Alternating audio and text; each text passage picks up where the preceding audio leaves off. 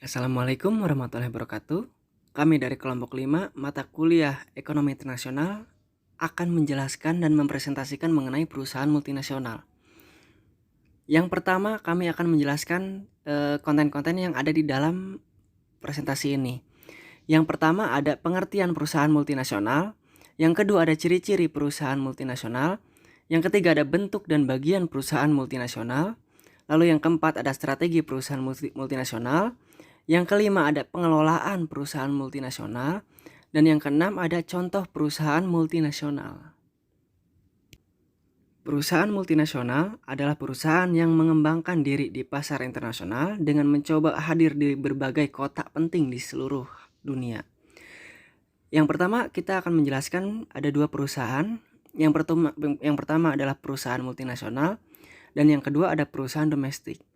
Perbedaannya adalah perusahaan multinasional adalah perusahaan yang mengoperasikan aset-asetnya dan mengawasi penggunaannya melewati batas-batas negara, sehingga itu melampaui suatu batas suatu negara seperti itu. Lalu selanjutnya ada perusahaan domestik. Perusahaan domestik mengoperasikan aset-asetnya dan mengawasi tanpa melewati batas-batas negara. Jadi perusahaan domestik itu tidak melewati batas suatu negara, berada di lingkup satu negara tersebut. Nah, selanjutnya ada peranan perusahaan multinasional di Indonesia. Salah satu peran yang diharapkan mampu dimainkan oleh perusahaan multinasional ditinjau dari keberadaannya di Indonesia adalah menempatkan dirinya sebagai mitra bagi industri-industri nasional muda dengan membawa akses pasar ekspor yang lebih luas. Perusahaan multinasional dengan kemampuan dan kapasitas permodalan, teknologi, dan keahlian manajerial yang tinggi merupakan salah satu sumber dalam rangka mengisi kelangkaan modal, teknologi, dan keahlian manajemen dalam negeri.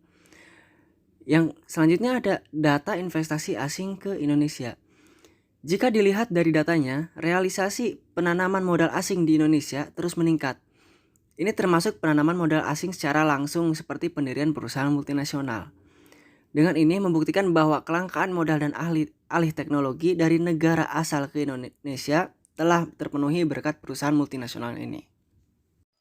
Selanjutnya adalah ciri-ciri perusahaan multinasional. Yang pertama, pengembangan sistem manajemen dan distribusi yang melintasi batas-batas negara, terutama sistem modal ventura, lisensi, dan franchise. Yang kedua, kontrol terhadap pemakaian teknologi dan modal sangat diutamakan. Yang ketiga, lebih cenderung memilih kegiatan bisnis tertentu, umumnya manufaktur. Dan yang keempat, visi dan strategi yang digunakan untuk memproduksi suatu barang bersifat global atau mendunia. Selanjutnya, kekurangan dari perusahaan multinasional. Yang pertama bisa mematikan perusahaan dalam negeri, yang kedua menyebabkan kerusakan lingkungan, dan yang ketiga berdampak pada budaya dan sosial. Dan kelebihan dari perusahaan multinasional itu sendiri yaitu yang pertama, keuntungan adanya mata uang asing dengan adanya investasi dalam sektor ekspor. Yang kedua, fokus memodernisasi di setiap sektor atau lini. Dan yang ketiga, mendukung pembangunan di dalam negeri. Yang selanjutnya adalah bentuk dan tujuan perusahaan multinasional. Bentuk perusahaan multinasional yang pertama ada induk perusahaan, cabang perusahaan, kantor pusat, anak perusahaan afiliat, dan anak perusahaan subsidiary. Yang selanjutnya adalah tujuan perusahaan multinasional. Secara umum tujuan utama karena pertimbangan adanya potensi keuntungan yang lebih tinggi dengan mendirikan produksi dan kegiatan di luar negeri. Sebab semakin luas kegiatan dan pasar, potensi keuntungan yang bisa diperoleh bisa semakin tinggi pula. Secara lebih terkhusus tujuan MNC diantaranya adalah 1. Raw material seeker, mendapatkan bahan mentah untuk diolah. Yang kedua ada market seeker, memperoleh pangsa pasar baru.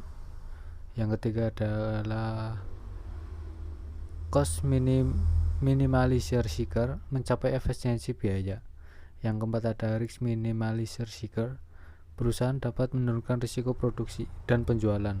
Yang kelima ada profit maximization trade-off with cost minimization, perusahaan dapat memaksimalkan keuntungan dengan mengurangi biaya produksi yang serendah-rendahnya. Yang keenam adalah Funsiker. Dalam memanage finance, suatu perusahaan dapat memperoleh pendanaan dengan meminjam bank. Yang ketujuh ada penguatan struktur perusahaan.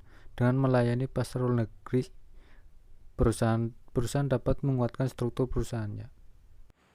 Selanjutnya yaitu strategi perusahaan multinasional. Terdiri dari 4 strategi. Yang pertama yaitu wholly owned subsidiary, yang kedua joint venture, yang ketiga licensing agreement, dan yang keempat subcontracting and outsourcing. Untuk yang pertama yaitu wholly owned subsidiary.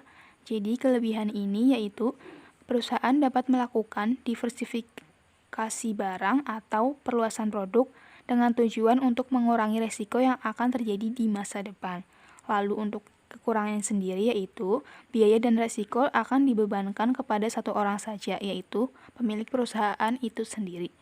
Lalu strategi yang kedua yaitu joint venture atau kerjasama, memiliki kelebihan dalam hal keuntungan yang didapatkan dengan pertukaran sumber daya seperti pengetahuan, teknologi, keuangan, dan lain sebagainya. Untuk kelemahannya, kemungkinan tidak seimbangnya sumber daya dari dua perusahaan karena perbedaan budaya dan juga manajemen dari perusahaan itu sendiri. Lalu, strategi yang ketiga ada licensing agreement atau perjanjian lisensi. Strategi yang menjual lisensi bagi perusahaan lokal dalam presentasi tertentu. Perusahaan multinasional menyediakan produk dan layanan ke pelanggan tersebut. Untuk kekurangannya, pengembangan produk membutuhkan waktu yang cukup panjang dan perusahaan pembeli lisensi akan kehilangan kendali atas proses produk yang akan dijual.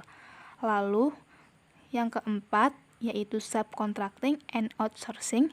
Strategi ini memiliki resiko yang lebih rendah karena perusahaan sudah ahli terhadap bidang yang akan dikerjakan. Untuk kelemahannya sendiri, membutuhkan biaya yang lebih mahal jika dibandingkan dengan strategi lainnya. Selanjutnya, pengelolaan perusahaan multinasional. Pimpinan perusahaan atau manajer sebagai agen dari pemilik perusahaan, owner atau principals, bekerja dengan tuntutan utama adalah untuk membuat keputusan yang akan memaksimalkan harga saham, khususnya bagi perusahaan publik, atau nilai perusahaan bagi perusahaan pada umumnya. Manajer bekerja untuk menggantikan peran pemilik atau pemegang saham sebagai pengambil keputusan sehari-hari di perusahaan. Manajer berperan dalam mewakili kepentingan pemilik. Perusahaan-perusahaan tersebut tetap lebih menekankan pada kepuasan atau kemakmuran pemegang saham, sehingga dengan harapan ke depannya akan dapat lebih mudah memperoleh dana dari pemegang saham guna mendukung operasi perusahaan. Contoh perusahaan asal Indonesia yang menjadi perusahaan multinasional.